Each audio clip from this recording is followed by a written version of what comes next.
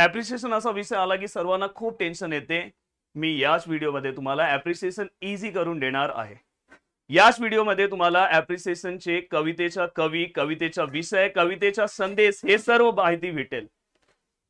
Total appreciation कितने marks के लिए पूछा जाता है भाई? 8 मार्क्स. पूरा का पूरा 8 मार्क्स आपकी झोली में मिल जाएगा, पूरा का पूरा इजी ट्रिक के साथ. बस ये जो मैंने मेहनत किया है ना, ये देखो, ये इतना इजी तरीके से सभी चीजें लेकर आया हूं ना लिख के. तो प्लीज आप नीचे जितना अच्छा कमेंट लिख सकते हो मेरे बारे में लिखो, जिससे आप मुझे अगर मोटिवेट कर ले रहे हो तो जरूर मैं आपके लिए बहुत अच्छा और भी काम करूंगा. और अगर आप स्थूल वाचन पे ऐसा ही वीडियो चाहते हो तो कम से कम इस वीडियो को 2000 लाइक और 1000 कमेंट जल्दी से कंप्लीट करा दो. नेक्स्ट वीडियो आपको स्थूल वाचन पे दिखाई देगा बहुत ही सिंपल ट्रिक के साथ. अब दोस्तों, अगर हम कोई भी एप्रिसिएशन लिखते हैं, कोई भी अगर आप एप्रिसिएशन लिखते हो तो उसके अंदर आपको कवितेचा विषय, कवितेचे कवी, कवितेचा संदेश, कविता आवडण्याची व न आवडण्याची कारणे, उसके साथ दोस्तों लास्ट में वो कोई भी 4 वर्ड्स देंगे, आपको उसका समानार्थी लिखना है. ये पूरे के पूरे मुद्दे के अकॉर्डिंग आपको सभी चीजों को लिखना है. 2 दिवस हा कवितेचे कवी, यांचे नाव काय आहे? नारायण सुर्वे. इनका नाम क्या है भाई? नारायण सुर्वे है. बस आप ये ट्रिक याद रखो, 2 नारा कामगार का. बस आपको डायरेक्ट 2 दिवस का पार्ट अपने आप आपको याद हो जाएगा. दोस्तों देखो, आपको अगर ये आपने सही लिखा 1 मार्क्स आपके हाथ में, ये अगर सही लिखा 1 मार्क्स और है, ये सही लिखा 2 मार्क्स मिल गया, 4 मार्क्स तो यहीं पे हो गया. और दोस्तों, कविता आवडण्याची न आवडण्याची कारणे, यही वाला पॉइंट वहां पे आपको कैसे लिखना है वो भी सिखाऊंगा. तो दोस्तों अगर आप यहां पे देखोगे, कवितेचा कवी, कवितेचा कवी कोण आहे? नारायण सुर्वे. 2 नारा कामगार का, 2 नारा, देखो 2 मतलब समझ में आ गया कि यार 2 दिवस है. हाँ, नारा मतलब यहां पे क्या आ जाएगा? नारायण सुर्वे. तो इस तरह से आप ये ट्रिक वाइज 2 नारा कामगार का याद हो गया. हाँ, 2 दिवस. कवितेचे कवी कोण आहेत? नारायण सुर्वे.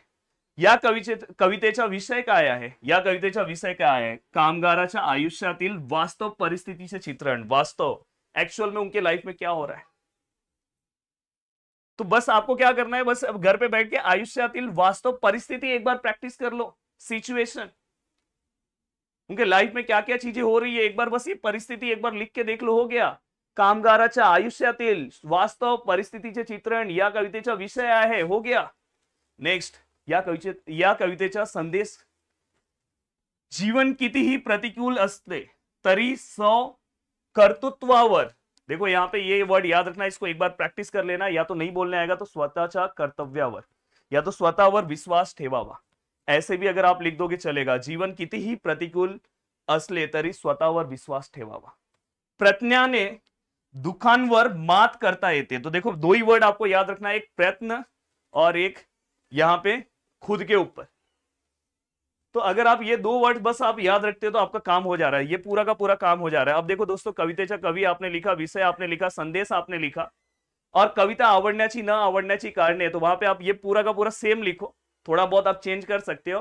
म्हणून ही कविता मला आवडली. बस उसके आगे ये लाइन सेम टू सेम फेंको और लिखो, म्हणून ही कविता मला आवडली, हो गया. अब दोस्तों इसके आगे अगर मैं चलता हूं तो अब देखो ये हिरवेगार झाडासारखे, यहां पे जो ट्रिक है हमारा दोस्तों, ही जॉर्ज, ये ट्रिक है दोस्तों, ही जॉर्ज ट्रिक है. और ये पूरा का पूरा अगर आपको पीडीएफ फॉर्म में चाहिए तो मैं आपको हमारा प्रदीप गिरी एकेडमी का जो एप्लीकेशन है वहां पे आप जाके इसको ले सकते हो. आप फ्री कंटेंट में आपको दिखाई देगा और वहां से आप पढ़ सकते हो बहुत अच्छे से. तो यहाँ पे दोस्तों अगर आप देखोगे हिरवेगार झाडासारखे, तो यहाँ पे इनके हमें कैसे सब कवि का नाम हमें याद हो जाता है, पर कंफ्यूजन होता है कि ये वाला कवि उनका तो नहीं था, तो इसलिए मैंने ट्रिक बनाया. तो अब पीछे वाला 2 नारा कामगार का, तो 2 दिवस नारायण सुर्वे, याद हो गया. अब दोस्तों इसके बाद यहाँ पे हिरवेगार झाडासारखे, तो नाम से ही समझ में आ रहा है, पर यहाँ पे ट्रिक क्या याद रखना है? ही जॉर्ज. ही जॉर्ज से आप क्या याद रखोगे दोस्तों? जॉर्ज लॉपिस, कवितेचे कवी. देन कवितेचा विषय काय आहे? कवितेचा विषय, माणसाने आपले आयुष्य झाडासारखे जगावे. अब बहुत सारे लोगों को बोलने नहीं आएगा, तो भाई आप टेंशन मत लिखो, माणसाने आपले जीवन झाडासारखे जगावे ऐसा भी लिखो, या कवितेचा विषय आहे. देखो मैंने कैसे बोला वैसे ही आपको बोलना है, माणसाने आपले आयुष्य झाडासारखे जगावे. संदेश, झाडाचे महत्व, झाडाची सहनशीलता, परोपकाराची वृत्ती, संकटात ठाम उभे राहण्याची जिद्द या गुणांचे महत्व या कवितेत दिलेले आहे। बस ऐसे ही अगर आप लिखोगे, बस इसमें आपको 4 वर्ड्स लिखना है। देखो, सहनशीलता, परोपकाराची वृत्ती, संकटात ठाम उभे राहण्याची जिद्द या गुणांचे महत्व या कवितेत दिलेले आहे। माणसाने झाडासारखा प्रसन्न, देखो प्रसन्न जो है, जिस प्रकार जो हमारा प्लांट है वो हमेशा कैसे, हमेशा हरा भरा रहता है, वैसे मनुष्य को रहना चाहिए। तो माणसाने सदैव प्रसन्न असावा असा शिकवण या कवितेत दिलेले आहे। तो ये वाला भी पॉइंट आप यहाँ पे मेंशन कर सकते हो। तो देखो, अगर आप पॉइंट्स, अगर ये सब पॉइंट्स 3-4 पॉइंट पढ़ लेते हो, उससे रिलेटेड आप लाइन फटाफट बना सकते हो।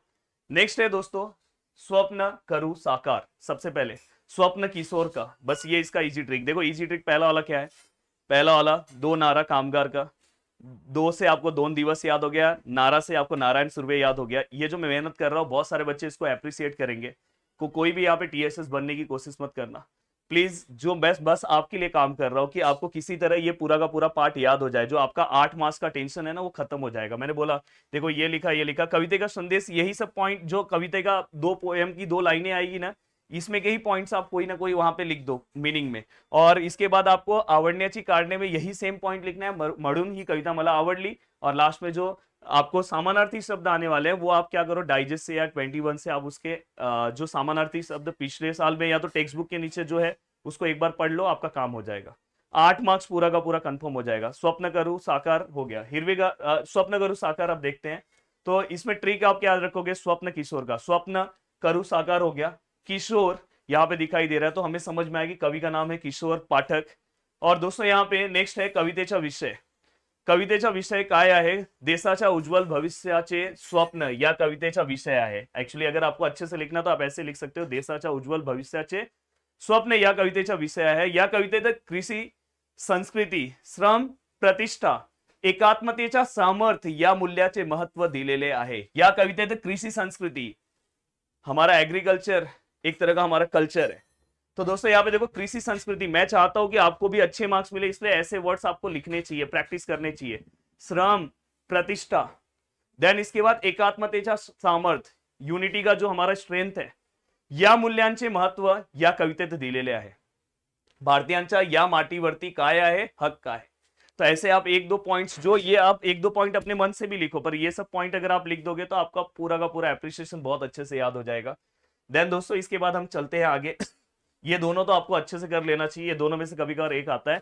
और एप्रिसिएशन जितना भी आपके पोएम में, बुक में है, उसमें से आप एक एप्रिसिएशन अगर नहीं लर्न करते तो भी चलेगा, क्योंकि आपको 2 एप्रिसिएशन आएगा, उसमें से कोई एक लिखना है। तो अगर एक आप नहीं पढ़ोगे तो भी कोई नुकसान नहीं होने वाला है।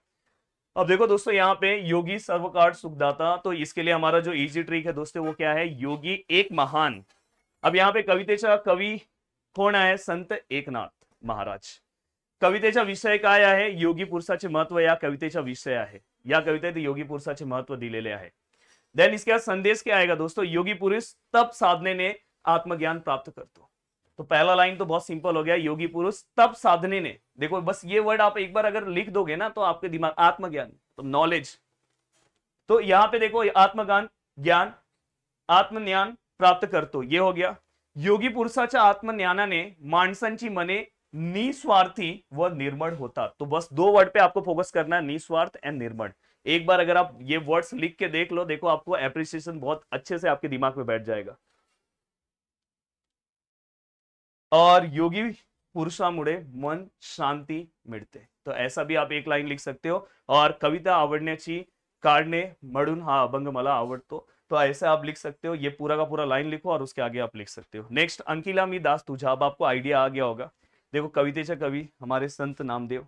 बाद में यहाँ पे कवितेचा विषय, देखो मैंने बहुत सिंपल लिखा है, देवरूपी मातेने बाळाचा म्हणजे आपला सांभाळ मायेने करावा, हा कवितेचा विषय आहे। संदेश, देखो ये सेम टू सेम लाइन आपको ये लिखना है कि संत नामदेव यानी देवरूपी मातेने ऐसा विनवतात, ये यहाँ पे सेम टू सेम ये वाला लाइन यहाँ पे कैप्चर कर देना है। और जिस प्रकार से यहाँ पे मैंने वही लिखा है कि मम्मी कैसे, जो मम्मी है वो अपना ध्यान रखती है, उसी प्रकार से हम उनके सामने एक रिक्वेस्ट कर रहे हैं कि प्लीज आप हमें आप संभालो। तो यहाँ पे एक जो मैंने लाइन लिखा है, देखो यहाँ पे सांभाड़ वर्ड पे मैंने अंडरलाइन किया, तो ये चीज आपको ध्यान रखना है। तो इस तरह से आपके 5 के 5 देखो 1 2 3 4 5 मैंने कवर करा दिए। ये ऑक्शन के ऊपर मैंने ऑलरेडी वीडियो बनाया, तो आप सर्च कर लेना ऑक्शन।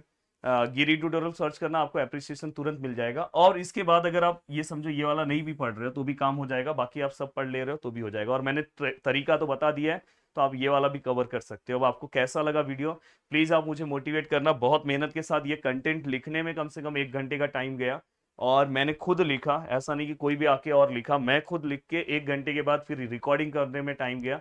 पर बहुत ही अच्छा कंटेंट मैं आपको प्रोवाइड कर रहा हूँ। उम्मीद कर रहा हूँ कि आपको पूरा का पूरा कंटेंट बहुत अच्छा लगेगा। मिलता हूँ दोस्तों नेक्स्ट लेक्चर में। बाय बाय, टेक केयर, जय हिंद दोस्तों।